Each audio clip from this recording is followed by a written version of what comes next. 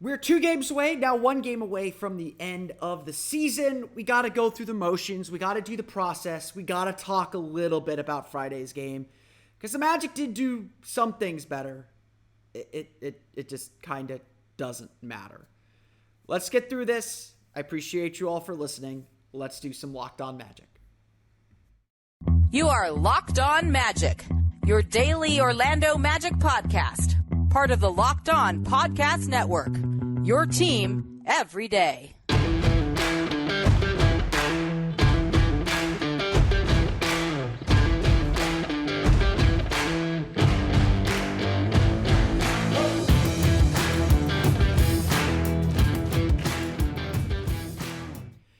And you are indeed Locked On Magic. Today is April 8th, 2023. My name is Philip Rossman-Reich. I'm the expert and site editor over at OrlandoMagicDaily.com. Of course, follow me on Twitter at PhilipRR_OMD. On today's episode of Locked On Magic, we are 1 game closer to the end of the season. Another game where, the Magic played a little bit better, but we're still not. It's preseason in April right now for the Orlando Magic. We'll talk a little bit about the Magic's loss to the Brooklyn Nets, because I'm a process over results guy, and we still got to do these shows even with the season very, very much over.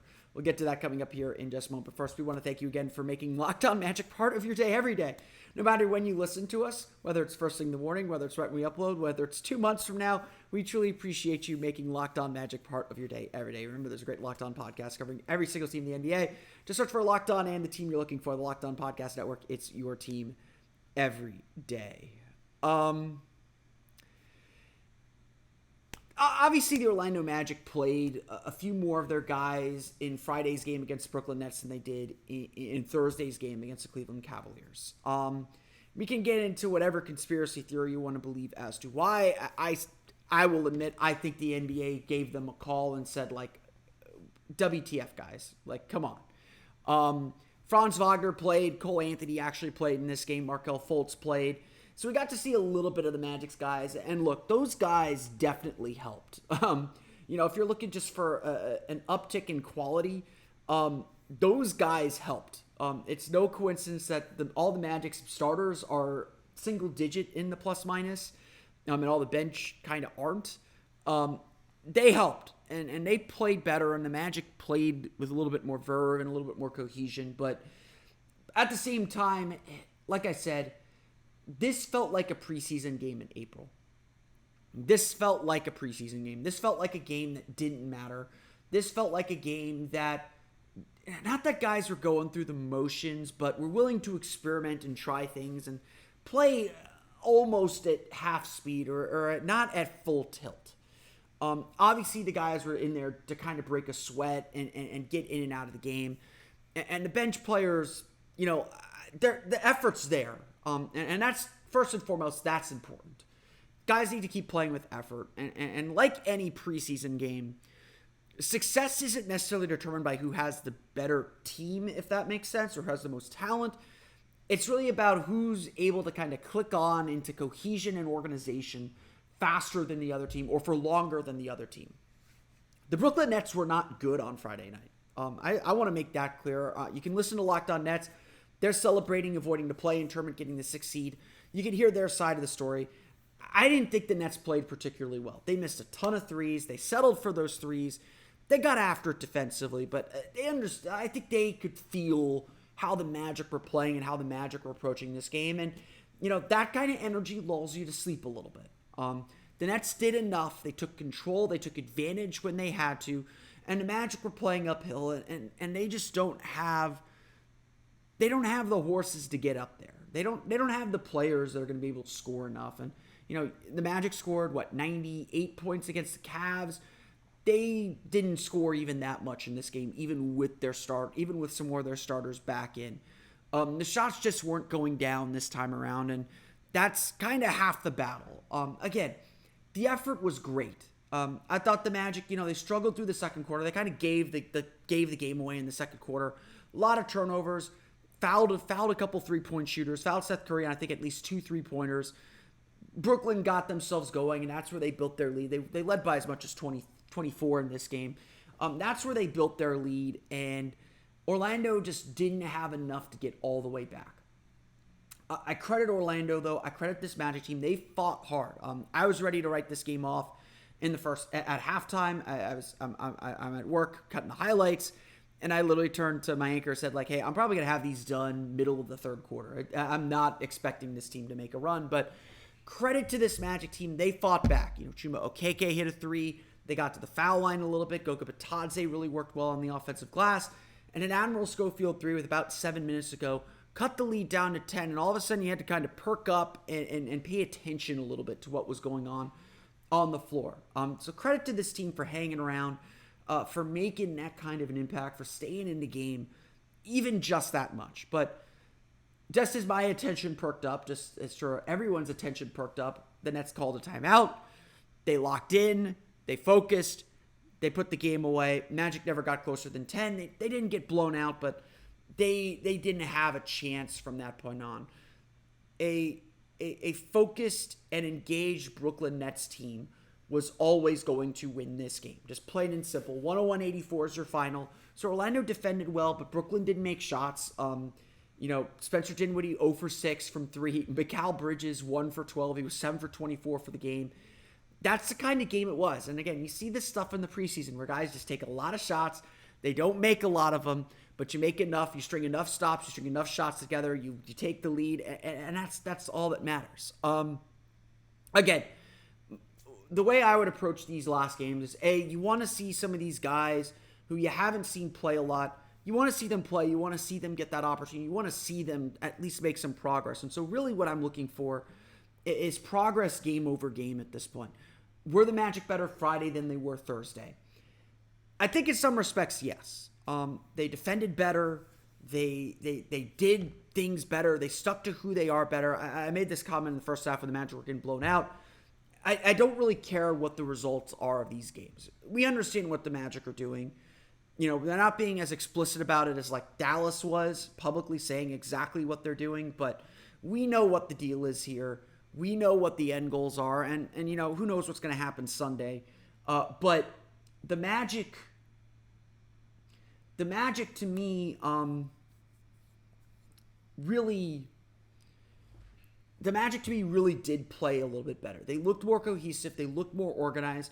They played better for longer stretches. Yes, they didn't hit the highs of the first quarter on Thursday, but they kind of kept themselves in it and really stuck with it. And, that first half, I really felt like, we're really not learning anything if you're not being true to who you are, if you're not playing Magic basketball. It's okay to miss shots. It's okay to lose in this situation. Just move the ball, defend well, be in the right spots, do those things that this team's going to have to do to win. It's about process, not results right now. Do the right process. And again, when everyone's healthy, when everyone's back kind of focused in and locked in, the results are going to take care of themselves. That's what you want to see at this point. And, the Magic weren't doing that early, and they think they did that in the second half. They certainly did that more in the second half than they did in the second half of the game against Cleveland. So again, it's a little thing. It's a cultural thing. It means nothing. But you want to see these players take advantage of this opportunity. And again, and I think that's, as much as anything, the disappointing part is we're not seeing players take advantage of this opportunity and play at a higher level or give us a hint of what they can do in the long term. Some of that is, again, just kind of the attitude of these games. Again, I'm doing the process myself here. I'm recapping game. I'm finding something to talk about. But I'll sit here and deal with the reality. These games are meaningless. Even good play doesn't mean anything because of the context it's being played in and the fact that, that the attitude, tempo, kind of the feeling of these games is just off. Again, we know what's going on. The Magic, with the Washington Wizards win, are now tied for 6th with the Indiana Pacers and tied with the Pacers alone. The Magic can fall no further than a tie for 7th in the lottery standings. We know what this is about. Let's not pretend it's about anything else. But there still should be something the Magic can gain, and I think they didn't take a full step in this game. We'll get into box score stuff here in just a moment to talk a little bit about what wasn't gained or what may have been gained. But there's still a lot more work, I think, for this Magic team to do. And again, we'll see if they can get to that work and take care of that business here very, very soon.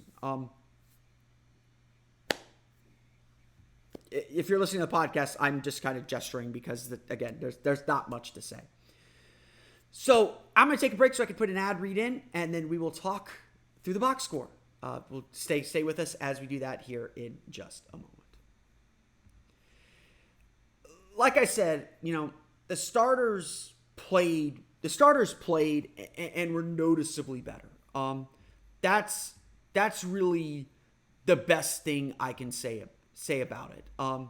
The starters played, and when the starters played, it was clear who the starters were and what they could do. And again, like I said, it wasn't exactly like they were playing at full tilt. Franz Wagner, 12 points, 4 for 11 shooting, 0 for 2 from deep. Got to the line 4 times, which is nice, 5 rebounds. Didn't do anything spectacular. Brought out the Dirk for the first time in a while. Didn't hit it. But he wasn't stressing himself. He wasn't pushing himself in this game, and that's perfectly reasonable and fine. He played 24 minutes. Cole Anthony, he played nearly 30 minutes. 14 points, 6 for 16 shooting, 2 for 6 from deep, 9 rebounds, 6 assists, 3 turnovers for him. Cole Anthony, the only player on the Magic that had a positive plus minus. I thought Cole Anthony did some good things. Again, he was kind of. The problem is Cole Anthony was in the role that I think the Magic know they need to avoid putting him in. He kind of fell into having to force some offense and be that lead scorer rather than the kind of the 6-man role that he's been really good at this season.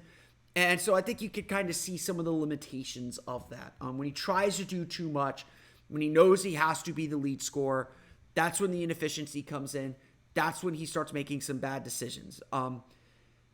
But at the end of the day, again, this isn't the role he's going to play.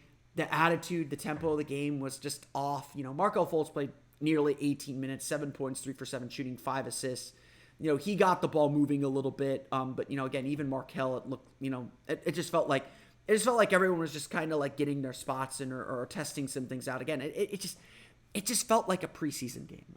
So I don't want to read too much into a bad performance as much as I don't want to read into the good things that happened because, there's good things to build on, yes. But the bad things are also kind of good in an experimental way because that's what preseason is. Jalen Suggs got a light night, 18-40 on the floor, 7 points, 2 for 9 shooting, 1 for 6 from deep. So obviously a 3-point shot not there for him. The Magic for the second straight game really settled for 3, 7 for 38 from deep. The Magic didn't make a lot of threes, obviously. That's a big difference in the game. Brooklyn only made 9 of 42, but this Magic team is not a heavy 3-point shooting team. When they're shooting in the upper 30s and threes, that's usually a sign that their offense isn't working. So 38 threes, not a good number. Best player on the floor for the Magic was honestly Goga Bitadze. 12 points, career high 15 rebounds, 5 for 7 shooting. If I'm reading my stats correctly, only he and Admiral Schofield shot 50% or better. Goga Bitadze, the only player shooting better than 50% in this game. Orlando, again, shot 35.6%. They just couldn't score in this game. I thought Bitadze did a really good job providing good interior presence on both sides of the floor. Just a good backstop defensively. He's really coming to his own. He really understands what his assignment is, what his role is. He plays it very, very well. He's really embraced the opportunity. And again, that's what this is about. Embracing the opportunity, taking advantage of the opportunity. Because, in a game like this, we need to be saying, oh, Caleb Houston had a really nice game. He only scored 3 points, 1 for 3 shooting. Oh, Chuma Okeke is finally back in the rotation, getting an opportunity. Chuma Okeke is kind of dropping the ball, and I think his future with this team is very much in question if it wasn't already. 5 points, 2 for 9 shooting, 1 for 8 from deep. He had 6 rebounds, 3 assists. He defends really well. He's a really smart positional defender, really smart help side defender. His attention sometimes lingers, but without that 3-point shot, it's really tough for Chuma. And again, I'm fine with letting it fly in this game. I'm fine with him kind of taking some of that offense on his own, but to win games like this, when you have so many guys out, you need guys to step up. You need guys to play above their station. You need them to step into these new roles and really play smart and free. And it just doesn't feel like the Magic are doing that, or a lot of these Magic players are. Same deal with Bol Bol. 3 points, 1 for 9 shooting, 0 for 4 from deep. Settled for 3, obviously. Forced offense, that's kind of his deal, especially in the half court. It just didn't work. Again, no player has probably fallen harder than Bol Bol in terms of their role and their future with this team. a unique player at the beginning of the year. Everyone's kind of figured him out now, and now all of his flaws are just very deeply exposed. Again, I wish I could tell you there was something to take from all this. Even the bad plays, I can't say that we should read a whole lot into it. As a continuation of struggles that we have seen, I think you can certainly. Chuma Okeke struggled as a three-point shooter all year long. That continued. Bol struggles with his decision-making. That continued. Again, Cole Anthony, we know when you give him too much of a green light, things get a little hairy. That continued. I think there's not a lot to say. There's not a lot to build and grow from on this. And so it just is what it is at this point. It just is what it is. The Magic, like I said, 21 turnovers for 24 points, a big factor in this game. They fouled a lot, putting Brooklyn on line 25 times. Only 19 personal fouls, so it is a little bit of a stretch in the second quarter where they fouled a lot, put them on the line. Brooklyn only shoots 39.3%, so the defense does its job. Only 9 for 42 from deep. Mikal Bridges, 1 for 12. Spencer Dinwiddie, 0 for 6, but the big difference, Seth Curry, 13 points, 3 for 4 shooting from deep. Royce O'Neal had 2 threes, 2 for 8 from deep. So again, both teams really settling, both teams kind of giving into this era of preseasonness where you're just kind of going out there, getting some work in, focusing on you a little bit more than focusing on the team. Game was there for the taking. If the Magic could have figured things out, but obviously they just didn't, and it was over pretty quickly. Like I said, second half felt academic. I give the Magic a lot of credit for fighting back into this game, but again, just too many mistakes for Orlando. The team just looked completely off. They do outscore Brooklyn in the paint 48-40, which is nice. But again, otherwise, just a lot of things that are indicators for the Magic don't really matter because they don't have the same team out there. So it's just got to find a way to make shots if you want to compete and win these games. I'm not going to pretend like that is the goal. Mikal Bridges did lead the Nets in scoring with 22 points. Like I said, Seth Curry had 13. Cameron Johnson, 18 on 7 for 15 shooting. He had 4 steals, as well as the Magic really struggled with their turnovers all game. The Orlando Magic followed the Brooklyn Nets 101-84. Just one more of these games left. We will break down the Magic's game against Miami Heat on Monday's episode of Locked On Magic. That is a 1 p.m. tip-off. Again, let me repeat that since it looks like my computer glitched out a little bit. The Magic will tip off against the Heat on Sunday at 1 p.m. If you so choose to watch that, please don't get angry if the Magic win. They will play with one hand tied behind their back. The Heat will also probably be sitting all their guys. Anything can happen Sunday, and it's okay whatever the result is. But that's going to do it for me today. I want to thank you all again for listening to today's episode of Locked On Magic. Of course, find me on Twitter at PhilipRR_OMD. Subscribe to the podcast and Apple Podcasts, Stitcher, TuneIn, Himalaya, Google Play, Spotify, Odyssey, and all the fun places on the podcast to your podcast-enabled listening device. For the latest on the Orlando Magic, be sure to check out OrlandoMagicDaily.com. You can, of course, follow me on Twitter at PhilipRR_OMD. For the latest around the NBA, be sure to check out Locked On NBA. They'll have complete coverage of the final day of the regular season, plus get you set for the NBA playoffs. Check out Locked On NBA throughout the postseason for the local and analysts breaking down the playoffs every single day, every Monday through Friday on the Locked On NBA feed. We'll also have the Game to Game podcast on there as well, so you can get the local analysts breaking down each game during the postseason. But that's going to do it for me today. I want to thank you all again for listening to today's episode of Locked On Magic. If you made it this far, I really appreciate that. You know, I'm not expecting traffic on this one. This game was pretty awful, and these last 3 games have been are going to be pretty awful. We got one more of these things, then we'll get into the offseason. We got a lot of good stuff planned for the offseason. Should be a very, very fun one. So thank you all for listening, for sticking through this one, for maybe watching this game. It's okay if you didn't. I won't tell. But I thank you again for listening to today's episode of Locked On Magic. For Orlando Magic Daily and Locked On Magic, this has been Philip Rossman-Reich. We'll see you all again next time for another episode of Locked On Magic.